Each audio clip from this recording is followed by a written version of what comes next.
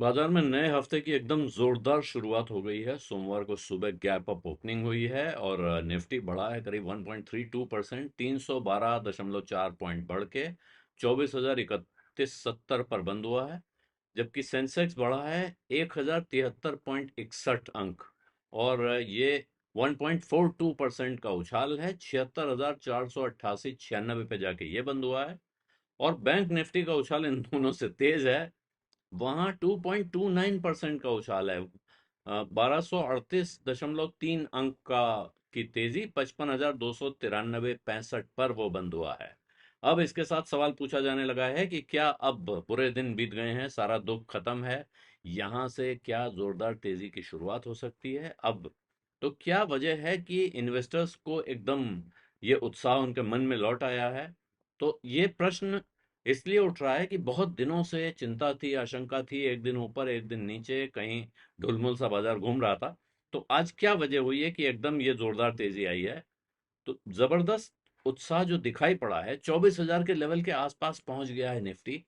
और 24,000 का लेवल है जो बहुत स्ट्रॉन्ग रेजिस्टेंस लेवल देखा जाता है।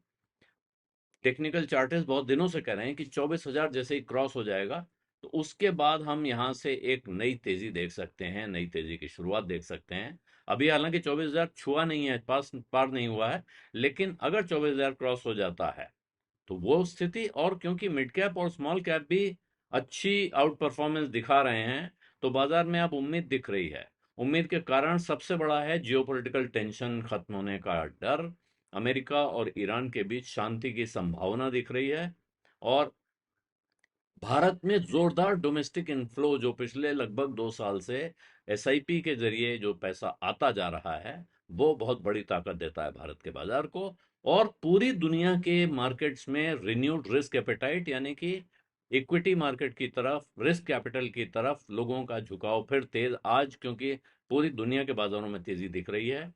और कच्चे तेल का दाम लगातार पूरे दिन $100 के नीचे रहा है, जो एक बहुत उत्साहजनक संकेत है। और अगर यहाँ से वो और नीचे जाता है तो बाकी दुनिया की छोड़ें, भारत के लिए तो बहुत ही अच्छा संकेत है कि अगर कच्चा तेल कम होता जा रहा है जाएगा तो भारत में महंगाई की आशंका, महंगाई की चिंता कम होती दिखेगी। हालांकि तत्काल असर नहीं होगा, लेकिन यहां से ऊपर रहता तो जिस तरह का नुकसान, जो कष्ट वो बढ़ाता, उसके मुकाबले ये परिस्थिति काफी अच्छी होगी।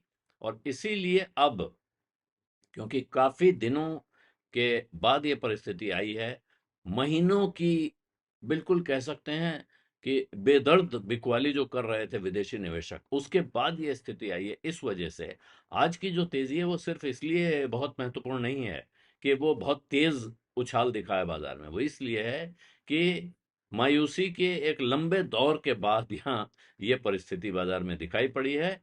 और वो भाव करीब करीब मन से निकलता हुआ दिख रहा है, जिसमें था कि अभी बहुत बड़ा कष्ट बाकी है, बहुत तेज गिरावट आ सकती है, बहुत सारे जो डर और आशंकाएं बाजार में चल रही थी उनको विराम दे सकता है। एक राहत लोगों के मन को मिलती है इस तरह की तेजी से कि नई परिस्थितियां उतनी खराब नहीं है। तो अब कह सकते हैं कि इन्वेस्टर्स जो हैं वो डिप खरीदने के इरादे से, बाइंग द डिप्स के मन से, वो बाजार में कूदे हैं और उन्होंने अच्छी एक तेजी दिखा दी एक दिन में। यहाँ सवाल उठ रहा है, बाजार में सबसे ज्यादा लोग सवाल पूछ रहे हैं कि क्या दुख भरे दिन बीत गए, क्या वर्स्ट अब खत्म हो गया है, वर्स्ट इज बिहाइंड, और यहां से क्या अब नया बुल फेज शुरू होगा, क्या तेजी आती जाएगी? तो इसके लिए जो सबसे पहला सवाल है कि तेजी का कारण क्या है। आज का जो कारण है वो, और आज का ही नहीं, आज की तेजी के अलावा पिछले लगभग 2 साल में बाजार बहुत बुरी तरह से नहीं गिरा, इसका भी कारण है जबरदस्त डोमेस्टिक इनफ्लो, जो उतना ही ताकत के साथ आता है जितनी ताकत के साथ विदेशी निवेशक भारत में बिकवाली कर रहे थे, उतनी ही दम के साथ, उतने ही उत्साह के साथ भारतीय निवेशक खरीदारी कर रहे थे।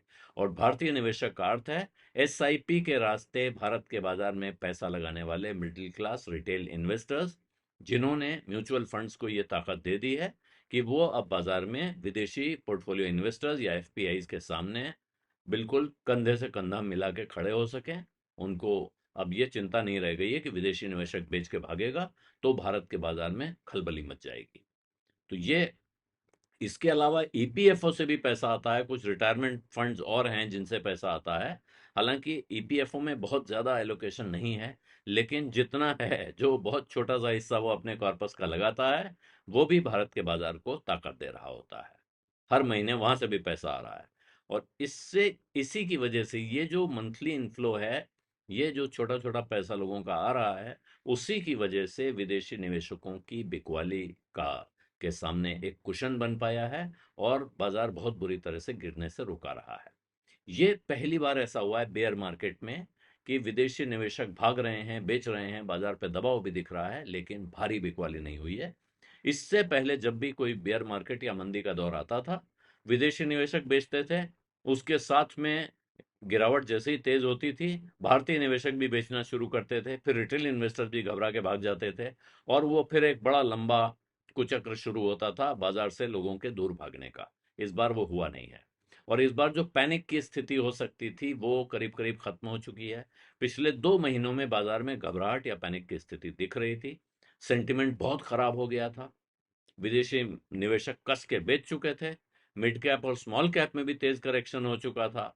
और इंस्टीट्यूशंस की पोजीशंस ऐसा लग रहा था बहुत डिफेंसिव हैं। म्यूचुअल फंड्स हैं, वो बैठे हुए थे कैश पर, काफी कैश उन्होंने बढ़ा लिया था अपने पास। और टेक्निकल चार्टिस्ट कह रहे थे मार्केट ओवरसोल्ड है।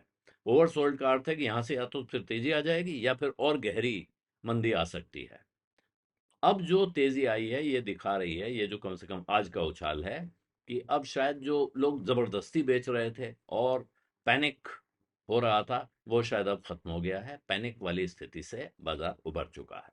और एक और महत्वपूर्ण बात हुई है कि हालांकि अर्निंग्स बहुत अच्छी नहीं है, बहुत अर्निंग्स की ग्रोथ में बड़े उत्साहजनक खबरें नहीं है, लेकिन वहां मंदी दिखाई पड़ रही है, अर्निंग्स में कमजोरी दिख रही है। लेकिन एक बड़ा भारी जिसको डर था कि बहुत खतरनाक किस्म के रिजल्ट्स आएंगे, प्रॉफिट में एकदम स्क्वीज दिखेगा, एक मंदी जैसा माहौल आ जाएगा, वो नहीं दिख रहा है।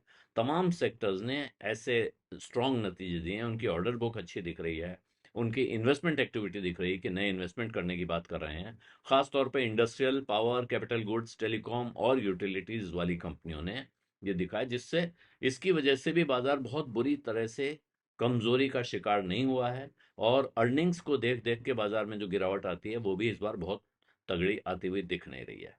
और अब जो एक परिस्थिति इसमें जुड़ी है, वो ये है, दुनिया भर में रिस्क एपेटाइट सुधर गया है। और अगर ये हालात ऐसे ही बने रहे, तो दुनिया भर के इक्विटी मार्केट में पैसा आता है जिस परिस्थिति में, वो जब पैसा आता है तो फिर उस पैसे का फायदा इमर्जिंग मार्केट्स को भी मिलता है। और इमर्जिंग मार्केट्स में भारत भी शामिल है। फिर दुनिया के जो बड़े इन्वेस्टर्स बहुत दिनों से भागते हुए दिखे हैं, वो फिर घूम कर आते हैं वापस, और उनका इन्वेस्टमेंट फिर तेज होने लगता है। हालांकि अभी वो बहुत सिलेक्टिव हैं आज की तारीख में भी। ऐसा नहीं है कि वो बड़े पैमाने पर खरीदारी करने आ रहे हैं, लेकिन भागना बंद होगा, तब फिर वापस लौटने की बात होगी। तो फिलहाल उनका भागना बंद हो रहा हो, यही एक अच्छी खबर इसमें आ सकती है। हालांकि अब भी विशेषज्ञों का कहना है कि कोई नया तेजी का जबरदस्त दौर या एक नया बुल मार्केट शुरू हो रहा है, ये नहीं कहा जा सकता है। और उसकी वजह अब भी ये भारत में वैल्यूएशंस, भारत की कंपनियों का वैल्यूएशन, जो भी कंपैरेटिव मार्केट्स हैं दुनिया के दूसरे बाजारों में, कंपनियों के जो वैल्यूएशंस हैं, उसके मुकाबले इस गिरावट के बाद भी, बाजार गिरने के बाद भी, भाव गिरने के बाद भी, कंपनियों के शेयर महंगे दिख रहे हैं। और इसीलिए विदेशी निवेशक अब भी आश्वस्त नहीं है कि ये जो जिस भाव पे इस वक्त शेयर मिल रहे हैं, ये इस वैल्यूएशन को जस्टिफाई करने वाली ग्रोथ भारत का बाजार दे पाएगा। अब अगर कुछ कंपनियां ग्रोथ दिखा देती हैं जो उस धारणा को चुनौती देता है, तब हो सकता है कि परिस्थिति बदल जाए। लेकिन आज की तारीख में ये एक शंका बाकी है, अभी कोई जोरदार तेजी बाजार में आए उससे पहले। बीज अड्डा में इतना ही, इजाजत दीजिए। धन्यवाद, नमस्कार।